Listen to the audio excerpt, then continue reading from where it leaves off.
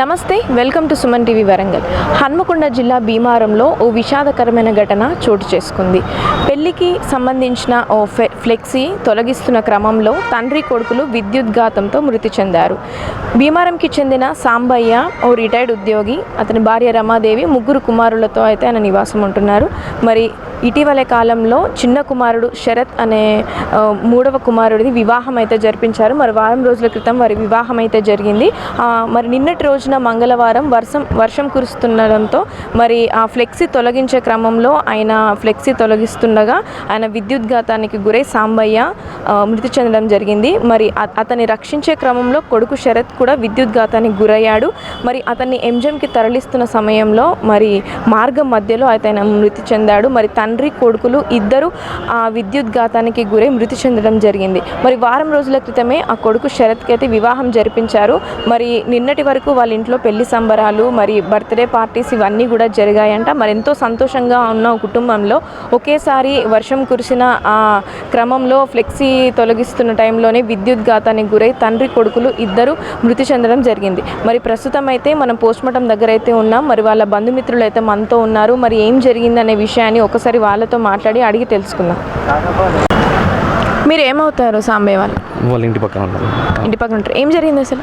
సాయంత్రం 6-6:30 సుమారులో వాళ్ళ tent house తీసే క్రమంలో వాళ్ళు చూద్దాం పైన ఏమన్నా అని చెప్పేసి పోతే అక్కడ వైర్ అంటే కొంచెం వర్షం పడ్డది.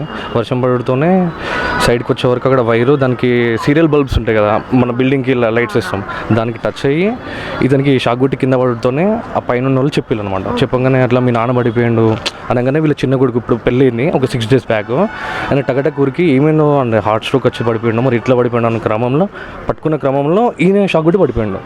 షాక్ కొట్టి పడిపోగానే గతం వేరే వాళ్ళు అందరూ వచ్చేసి ఆ కట్టెతోనే ఆ వైర్ ఉంటాయి కదా, సీరియల్ వైర్, ఆ వైర్ని అటెండ్ నుంచి వీళ్ళని తీసుకోవడం జరిగింది. సో అతను అక్కడనే అయిపోయింది. ఇప్పుడు అంబులెన్స్లో తీసుకొచ్చే క్రమంలో వాళ్ళ అబ్బాయి కూడా చనిపోయాడు అనమాట. వాళ్ళ అబ్బాయి కూడా చనిపోయాడు. అంటే ఫాదర్ అక్కడే చనిపోయాడు, మార్గం మధ్యలో అబ్బాయి చనిపోయాడు. అవును. ఓకే, అంటే ఎంత వయసు ఉంటుంది? సుమారు ఆయనకు ఒక 28-30 ఆ రేంజ్ ఉంటుంది అబ్బాయికి. సాంబయ్య అనే వ్యక్తికి 64. ఆయన రిటైర్డ్ గవర్నమెంట్ ఎంప్లాయీ. ఇప్పుడు ఆ అబ్బాయి రీసెంట్గా మ్యారేజ్ అయిందా? రీసెంట్గా 6 days బ్యాక్ మ్యారేజ్ అయింది. సో నిన్న చనిపోయింది కదా, మొన్న అతని బర్త్డే కూడా అయింది. అట్లా 29th బర్త్డే, 30 చనిపోయాడు.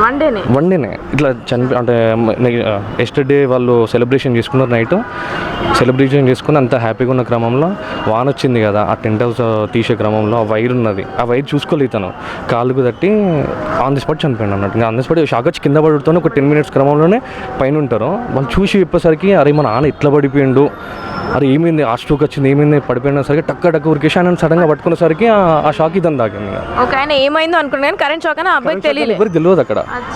ఆ క్రమంలో ఇప్పుడు మా అక్కయ్య ఉంటుంది అన్నట్టు, మా అక్కయ్య కూడా అయ్యో వాళ్ళు పడిపోయిన వాళ్ళ వెనక ఉరికేసి వాళ్ళని పట్టుకునే క్రమంలో అందరూ ఆపిల్ల షాక్ వచ్చిందని అప్పుడు వాళ్ళకు కన్ఫర్మ్ అయింది అన్నట్టు అది కరెంట్ షాక్ అని చెప్పేసి. ఓకే, మీరు ఏమవుతారండి సాంబయ్య గారికి? సాంబయ్య గారికి నేను మేడాలు ఉండండి, వాళ్ళ చెల్లె కొడుకు. నేను నన్ను ఆయనే పెంచారండి, వాళ్ళ దగ్గరనే పెరిగిన చిన్నప్పటి నుండి.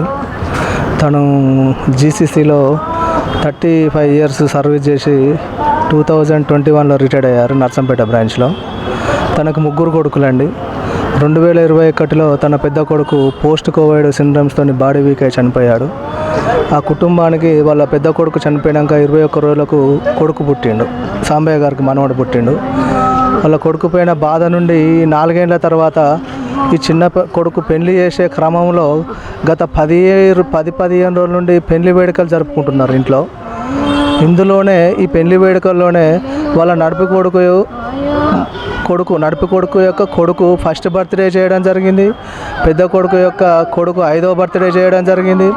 పెళ్లి కొడుకు అష్టనవములు వస్తాయని ముందు రోజు నాడే, ఆదివారం నాడే 24వ తారీఖు నాడు పెళ్లి ఉంటే జూను, ఆ బుధవారం ఉంటే ఆదివారం నాడే అష్టనవం వస్తుంది సోమవారం అని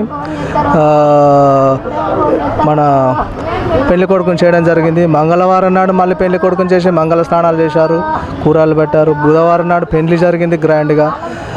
ఉన్నత విద్యావంతుడండి వాళ్ళ చిన్న కొడుకు శరత్ కూడా. తను CA కంప్లీట్ చేసి ఒక 2 years నుండి హైదరాబాద్లో జాబ్ చేస్తున్నాడు. సాఫ్ట్వేర్ అమ్మాయిని మౌనికను మా రిలేటివ్ని పెళ్లి చేసుకోవడం జరిగింది. ఆమె కూడా బాగా చదువుకున్న అమ్మాయి. పెళ్లి చాలా ఘనంగా జరుపుకున్నారు. 29 జూన్ నాడు ఆ అమ్మాయి ఆ భర్తకు బర్త్డే వేడుకలు కూడా ట్రీట్ ఇచ్చిందండి. ఆ అమ్మాయి వీళ్ళ తల్లిదండ్రులను వాళ్ళ తల్లిదండ్రులను పిలుచుకొని ఇచ్చింది. దేవుడు వాళ్ళ కుటుంబం మీద కనికరం చూపకుండా 30 నాడు సాయంత్రము తను వాకింగ్ పోయే సమయంలో టీ తాగి వాకింగ్ పోయే సమయంలో దురదృష్టవశాత్తు ఆ బంగ్లా మీద ఏమన్నా పెళ్లి సామాన్ ఏమన్నా ఉన్నాయని చూస్తానికి పోయాడు. అంతకుముందు చిరుజల్లులు పడి ఆ బిల్డింగ్ మొత్తం చిత్తడిగా తయారై దాని మీద దండం కోసం కట్టిన జేవైర్లు, బట్టల కోసం కట్టిన జేవైర్లు అవి ఉన్నాయి. అదేవిధంగా మన సీరియల్ బల్బ్స్ వేయడం జరిగింది ఆ బిల్డింగ్. దానికి వచ్చిన వైరు కరెంట్ షాక్తో షార్ట్ కావడం ద్వారా జేవైర్లో కరెంట్ షాక్ వచ్చి ఈ సాంబయ్య గారు మీదకి ఎక్కడంతో కరెంట్ షాక్కి గురై అరవగా వాళ్ళ చిన్న కొడుకు పరిగెత్తుకుంటూ వచ్చి ఆ అబ్బాయి పెళ్ళైన అబ్బాయి పరిగెత్తుకుంటూ వచ్చి వాళ్ళ నాన్నను కాపాడే ప్రయత్నంలో మా మామగారు ఎంబడే స్పాట్ అవుట్ అండి.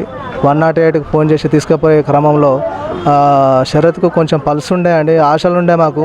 మా ప్రయత్నాలు చేస్తున్న క్రమంలో ఒక పావు గంటలోనే అంబులెన్స్లోనే చనిపోయాడండి. ఆ కుటుంబం 10 రోజులు అంగరంగ వైభవంగా చేసుకున్న పెళ్లి వేడుకలు ఇలా విషాదకరంగా అవుతాయని మేము కలలో ఊహించలేదు. మీ బంధుమిత్రులం ఊళ్ళో వాళ్ళందరం కూడా చాలా విచారంలో ఉన్నామండి.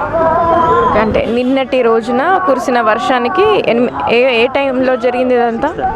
అది 6:30కి అండి అది జరిగింది. 6:30కి వాకింగ్ పోదామన్న క్రమంలో ఆ 2 బిల్డింగ్ల మధ్యలో ఒక పరద కట్టడం జరిగింది నీడ కోసము. ఆ పరదను సర్దే క్రమంలో వైర్ అడ్డం వచ్చింది ఆయనకు. ఆ వైర్ అడ్డం వస్తే తీస్తే దానికి సీరియల్ బల్బ్స్కి వేసిన మెయిన్ వైరు అది కట్ అయి ఉన్నది అని చెప్పారు. మా బంగ్లా బిల్డింగ్ ఎక్కాలంటేనే భయం అవుతుంది అసలు నిన్న చూస్తే, మా బిల్డింగే కానీ. దాని నుండి ఆ బట్టలు ఆరేసే జే వైర్లకు కరెంట్ వచ్చి ఆ వైర్ని తీసే క్రమంలో తన వేళ్ళు కాలిపోయాయండి. నిజంగా చాలా ఘోరం అండి అసలు. అది శత్రువులకు కూడా అట్లా జరగదు ఎవరికి కూడా. పెద్ద కొడుకు చనిపోయిన బాధ నుండి తేరుకున్నారు, కుటుంబం నిలబడుతుంది అనుకునే క్రమంలో తండ్రి కొడుకులు చనిపోవడం, మా అత్తమ్మకు, మా నడిపి బామ్మర్దికి, మా చెల్లెళ్ళకు, కొత్తగా పెళ్ళైన అమ్మాయి కూడా చాలా అసలు ఆ కుటుంబం కూడా వాళ్ళు ఎట్లా కోలుకుంటాడో మాకైతే అర్థమవుతుంది. మేమే తట్టుకోలేకపోతాం, వాళ్ళు ఎట్లా కోలుకుంటాడో మాకు అర్థమవుతలేదు.